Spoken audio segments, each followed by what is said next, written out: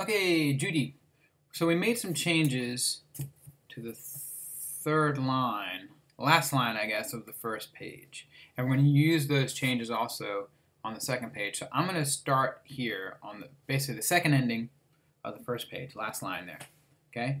First finger, second finger, third finger are playing that A chord, so you have the first, third, and fifth of the chord. And the PIMA pinch on all that. And by doing it this way, our pinky can drop onto the second string and play the F sharp. So you have the pinch, and then the F sharp is there. And because we said this, but PIMA is playing that pinch, so I'm just going to marry each finger there. So when I go to play that pinky down on F sharp, my A finger is going to play that, like this. So this hand just kind of stays where it is. And then I play that pinch again. The next note is a C sharp, and that's where my middle finger is here. So I'm going to play this on my middle finger too. End up with this. Okay, so the melody ends up going. Sorry, do it again. That's that measure there, okay? We use that again on the next page, that whole thing we just did, okay? After we played that C sharp, the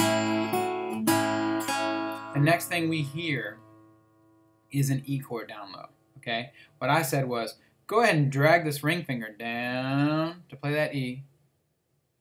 Middle finger goes above it and plays the B. First finger goes the G sharp. That's just, even though we're not going to play all those notes, they're down because it looks like an E and we could just think about it that way. Then our right hand plays E, G sharp, and B, just like that. You can play, you can probably play P, I, M. Either one. I don't care which one you do actually. My brain wants me to play P, M, A for some reason, but that's all you got to do. So I would practice that. Then drag your ring finger down, drop your middle finger, put your first finger down, and then play those notes. The last 3 beats, I guess, or the last part of that measure is an A chord.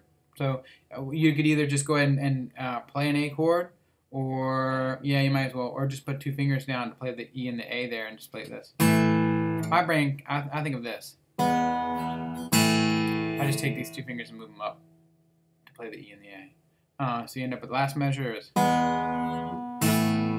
okay, A, E, A, just like that. Okay, that gets us through those 2 measures. Then we start the next page. You should have this under control. Put an A chord down here, pinch on an A chord, hit the open E string, and then now move those fingers up to play the pinch up here, playing 5th, 3rd, 2nd, and 1st. So you end up with this. Then move to a D chord. I think you had that this week. I think that's going to be fine. Moving to the second line, we do exactly what we did in the beginning of this video. First, second, and third finger go back to here, and we go. Okay, this is where it changes. We're now on the second line, second measure of the second page. Okay, we just played this phrase. Okay, all we have to do is keep this hand down and move our thumb to play the low E, and then now play just the I and the M finger to play the A and the C sharp. Okay, so we end up with this. Okay, one more time. P, I, and M with the low E, and then drag these 2 fingers, okay, the middle and ring finger, all the way down to here, okay, and then play the same thing with your right hand.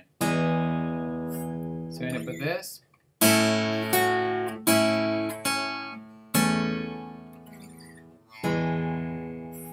Okay, so we just drag that down. Those fingers can stay where they are.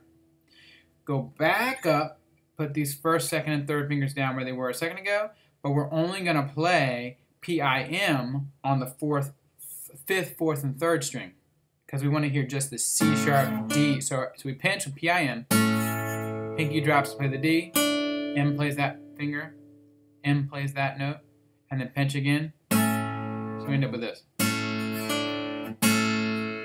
Okay, one more time.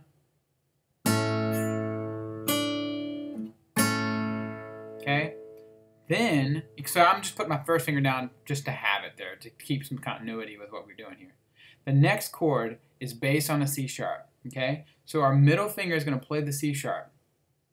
Our first finger is going to play the E sharp, okay? So it's actually an F note, okay? And then our ring finger is going to play this B, which is the same as the open B, but I want to have these three notes together, okay?